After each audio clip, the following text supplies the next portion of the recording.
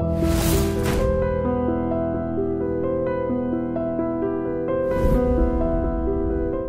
this is Ram Gopal Verma and congratulations to iDream for reaching 1 million subscribers. Giribabu గారు ఇన్నేళ్ళు రాజకీయాలను వివిధ పార్టీలను అటు నేషనల్ పార్టీస్ ఇటు రీజనల్ పార్టీస్ అబ్జర్వ్ చేసిన వ్యక్తిగా అన్ని పార్టీల్లో ఉన్న వ్యక్తిగా మీరు ఈ ఇద్దరు నాయకుల గురించి మీరు వ్యక్తిగతంగా ఏమనుకుంటున్నారు?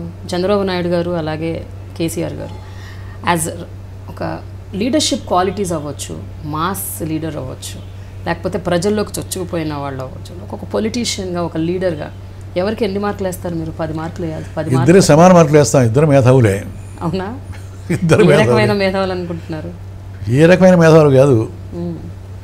అతను అనుభవజ్ఞుడే. ఎవరు? చంద్రబాబు. హైదరాబాద్లో ఉన్నప్పుడు కూడా ఇక్కడ డెవలప్ చేయడానికి చాలా కృషి చేశాడు. ఐటీ కానీ ఇంకోటి కానీ తన వంతు కార్యక్రమాలు చేపట్టాడు. ఇప్పుడు ఈయన వచ్చినా కూడా ఈయన బ్రహ్మాండం చేస్తున్నాడు.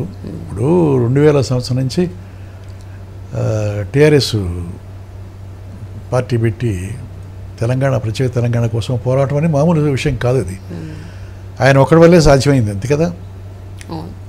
1969 నుంచి ఉన్నా కూడా కేసీఆర్ వల్లనే సాధ్యమైంది, అంతే కదా.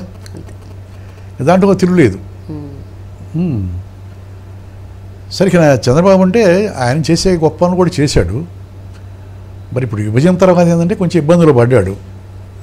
ఇబ్బందులు పట్టమంటే ఇప్పుడు వాగ్దానాలు చేయకపోతే ఓట్లు వేయరు.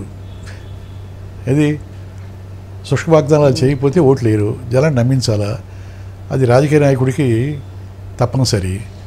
ఆ చేసిన వాగ్దానంలో 50% 60% నెరవేరిస్తే మళ్ళీ అంటూ ఉంటారు, అంతే కదా. అంతే. కనుక ఆ క్రైసిస్లో ఉంది. ఇప్పుడు 3 సంవత్సరాలే కదా, తదిమరి 2 సంవత్సరాలు చూడాలి ఎంతవరకు ఇంటికి రాగలరు. ఆ ప్రత్యేక హోదా లేకపోయినా కూడా ప్యాకేజీ వల్ల వచ్చే డబ్బుతోటి ఈ రైతుల రుణమాఫీలు కానీ, డాక్రా ఉమెన్ కానీ, ఈ ప్రాజెక్టులు కానీ ఇవన్నీ సక్రమంగా చేయగలిగితే మళ్ళీ తన అనుభవం క్రోడీకరించి మళ్ళీ సక్రమంగా చేయగలిగితే మళ్ళీ స్టాండ్ అవుతాడు, అంతే కదా. మీకు చాలా క్లోజ్ ఫ్రెండ్స్ అయిన మురళీమోహన్ గారు, మోహన్ బాబు గారు, వాళ్ళిద్దరూ డే 1 నుంచి తెలుగుదేశం పార్టీలోనే ఉన్నారు. వాళ్ళు అటు ఇటు అసలు మారలేదు, షిఫ్ట్ అవ్వలేదు. ఎప్పుడైనా మీ ఫ్రెండ్షిప్లో ఏమైనా స్ట్రెయిన్డ్ సందర్భాలు ఏమన్నా మీరు ఫేస్ చేశారండి? బికాస్ పొలిటికల్గా మీరు డిఫర్ అవుతున్నారు కాబట్టి. అసలు పర్సనల్ రిలేషన్షిప్ ఎప్పుడైనా ఎఫెక్ట్ అయిందా? అసలు లేదు. ఎప్పుడు పొలిటికల్గా డిఫర్ అయినా పర్సనల్గా మేము ఫ్యామిలీస్ కూడా ఒకే ఫ్యామిలీగా ఉంటాము. అసలు ఫస్ట్ మేము తెలుగుదేశం చేరినప్పుడు మోహన్ బాబు తెలుగుదేశం కాదు, కాంగ్రెస్. చంద్రబాబు కాంగ్రెస్, చంద్రబాబు మోహన్ బాబు కాంగ్రెస్. గెలిచిన తర్వాత వచ్చారు వాళ్ళు. కాంగ్రెస్ ఓడిపోయిన తర్వాత గెలిచిన తర్వాత తెలుగుదేశం, అప్పుడు వాళ్ళు జాయిన్ అయ్యారు. మొట్టమొదటి ఉంది మేమే, సత్యనారాయణ గారు, నేను, నూతన ప్రసాద్, రావు గోపాలరావు, మురళీమోహన్. ఇది ఇండస్ట్రీలో తెలుగుదేశంలో పెట్టినప్పుడు ఇండస్ట్రీలో అందరూ ఎగతాళి చేశారు మమ్మల్ని. ఆయన రాజకీయ నాయకుడు ఏంటి, ఆయన పార్టీ ఏంటి, ఆయన పేపర్ కూడా చదవడు, ఆయనకి ఏం రాజకీయం తెలుసు, ఆయన పార్టీ పెడితే మీరంతా చేరటం ఏంటి అని నవీన వాళ్ళు ఎగతాళి చేసిన వాళ్ళు చాలామంది ఉన్నారు మమ్మల్ని. అందువల్ల మాకు ఈ పార్టీలు డిఫర్ అయినా కూడాను మా ముగ్గురికి ఎప్పుడు క్లాష్లు లేవు. ఒక విషయం నాకు తెలిసిందండి, ఇది కరెక్ట్ కదా చెప్పండి. ఎన్టీ రామారావు గారు ఆ వైస్రాయ్ ఇన్సిడెంట్ జరిగినప్పుడు ఆయన మీద చాలా చాలా అటాక్ జరిగినప్పుడు, ఆ పరాభవం ఆయన ఎదుర్కొంటున్నప్పుడు, కుటుంబ సభ్యులు కూడా ఆయనకు వ్యతిరేకంగా ఉన్న టైంలో మీరు చాలా ఆయన సపోర్ట్ చేశారంట. అంటే మీరు చాలా మనస్తాపానికి కూడా గురయ్యారంట. ఆ ఎన్టీ రామారావు గారికి జరిగిన అవమానాన్ని మీరు భరించలేకపోయారంట. ఆ కారణం చేత కూడా మీరు టీడీపీ నుంచి బయటకు వచ్చారు, నిజమేనైతే? అంటే అంతమందే వచ్చాను. ఇది ఆ కారణం, కాలేజీ కారణం. ఆ తర్వాత ఆయన జరిగిన అవమానానికి నిజంగా మీరు అన్నట్టుగా చాలా విపరీతమైన ఆవేదనకి లోనయ్యాను, బాధపడ్డాను.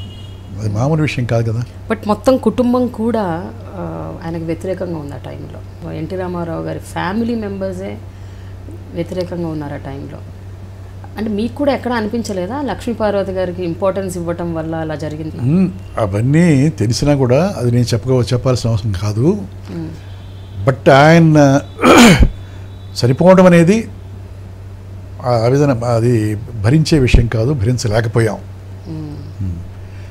నేనే కాదు, ప్రతిపక్షంలో ఉన్న ఓటర్స్ కూడా బాధపడ్డారు. టోటల్ ఆంధ్రప్రదేశ్ మొత్తం బాధపడింది ఏంటి. ఆయన ఓట్లు వేసిన వాళ్ళే కాదు, ఆయన ఓట్లు వేయని వాళ్ళు కూడా బాధపడ్డారు. ఆయన రాజకీయ నాయకుడే కాదు, మహానుభావుడు, మహానటుడు. అది ఎక్కడ మర్చిపోతాం, అంతే కదా.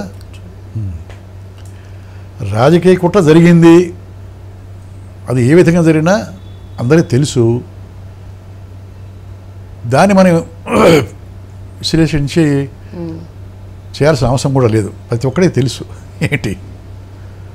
కనుక అట్లా జరగడం అనేది చాలా భయంకరమైన విషాదం. అది దానికి విపరీతంగా బాధపడ్డాం. అది కొన్ని సంవత్సరాలు ఆయన తెలుసుకొని అది 2019 ఎలక్షన్ కల్లా పవన్ కళ్యాణ్ గారు ఒక అంటే ఒక గ్రేట్ ఆల్టర్నేట్ పవర్గా ఎమర్జ్ అవుతారని మీరు అనుకుంటున్నారా? What do you foresee? మనము రాజకీయాలు చెప్పలేము, ఎందుకంటే ఏ టైంలో ఏ స్టెప్ తీసుకుంటుందో మనకు తెలియదు. సిద్ధాంతాలు బాగానే ఉన్నాయి పవన్ కళ్యాణ్. ఇప్పుడు ప్రజారాజ్యం పార్టీ పెట్టారు బ్రదర్స్ ఇద్దరు. జనం మొత్తం ఊహించారు ఏమని, డిఫరెంట్గా స్వీప్ చేస్తారు, అధికారానికి వస్తారని. బట్ ఎక్కడ ఏ లూసుకుందో మరి జనంలో ఎందుకు మరి అంటే ఓటర్స్ మరి ఆ పార్టీని ఎంకరేజ్ చేయలేదో మనకు తెలియదు. మనం కూడా అనుకున్నాం అన్ని తక్కువ సీట్లు వస్తాయని మనం కూడా ఊహించలే. మనం రాజకీయాల్లో కొంచెం తిరిగినా కూడా అంత తక్కువ సీట్లు వస్తాయని చెప్పి మనం కూడా ఊహించలేదు కదా. కనుక మనకు రాజకీయం కూడా తెలిసినట్టు కాదు లెక్క. మామూలు జనం గ్రహించారు కదా. అప్పుడు 70 లక్షల ఓట్లు వేశారు టోటల్గా స్టేట్లో. ఓట్ల సంఖ్య పెంచుగానే ఉంది, సీట్ల సంఖ్య తగ్గింది. కనుక ఇప్పుడు ఇద్దరు కలవాల మళ్ళీ. ఆయన కాంగ్రెస్లోకి వెళ్ళిపోయాడు కదా.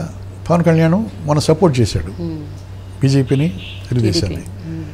అది వాస్తవం కూడా చెప్పుకోవాలి. అతని సపోర్ట్ వల్ల కూడా కొంత బలం చేకూరింది. ఇది బీజేపీ కాకపోయినా ఇక్కడ తెలుగుదేశానికి. మరి చేసిన వాగ్దానాలను సక్రమంగా పాటించడం లేదు, అమలు జరపడం లేదని చెప్పని దానికి ఇతను ఆ బాధితుల పక్షాన ఇతను ప్రకటనలు చేయటం, వాళ్ళని పరామర్శించడం కూడా చేస్తున్నాడు, విమర్శిస్తున్నాడు కూడా. బట్ ఇప్పుడు జనసేన పార్టీ కూడా రేపు 219లో నేను కూడా పోటీ చేస్తానని చెప్పి అంటున్నాడు. మరి ప్రస్తుత తెలుగుదేశం ఎలా బిహేవ్ చేస్తుంది, ఎంతవరకు సాధిస్తుంది అభివృద్ధికి, వైఎస్ఆర్సీపీ రంగంలోకి ఎట్లా వస్తుంది, జనసేన ఉంది, ఇప్పుడు కాపుల రిజర్వేషన్ ఉంది ఒకటి, ఆ కాపుల రిజర్వేషన్ గొడవ ఒకటి ఉంది. మరి ఇవన్నీ కలగాపురంగా ఉన్నాయి. దాన్ని జనసేన అనేది మరి తెలుగుదేశాన్ని దెబ్బతీస్తా, వైఎస్ఆర్సీపీని దెబ్బతీస్తా, రెండుని దెబ్బతీస్తా అని పైకి వస్తుందా ఏమిటి? అంటే ఫస్ట్ టైం పెట్టాడు కాబట్టి ఇమీడియట్గా అంతమందిని క్రోడీకరించడం, ఎమ్మెల్యే పదవులు అది అభ్యర్థుల్ని చేర్చుకోవడం అనేది కష్టం అవుతుంది. ఇది ఇన్ షార్ట్ పీరియడ్. కాకపోతే ఏంటంటే ఆ పార్టీను ఈ పార్టీను కొంచెం దెబ్బ తగులుతుంది కదా. అది మరి చూడాలి. Hi, this is Ram Gopal Verma and congratulations to iDream for reaching 1 million subscribers. Hi, this is Ritu Verma. నేను మీ లాస్యాని. Hello everybody, this is me Noel. 1 million subscribers reach అయిన శుభతరుణంలో నా శుభాకాంక్షలు తెలియజేస్తున్నాను. iDream 1 million subscribers కి reach అయిందండి. Congrats to iDream Media on reaching 1 million subscribers. iDream Media on 1 million subscribers reach చేసినందుకు all the best and congratulations to you. Congrats iDream. Keep up the good work and continue to entertain.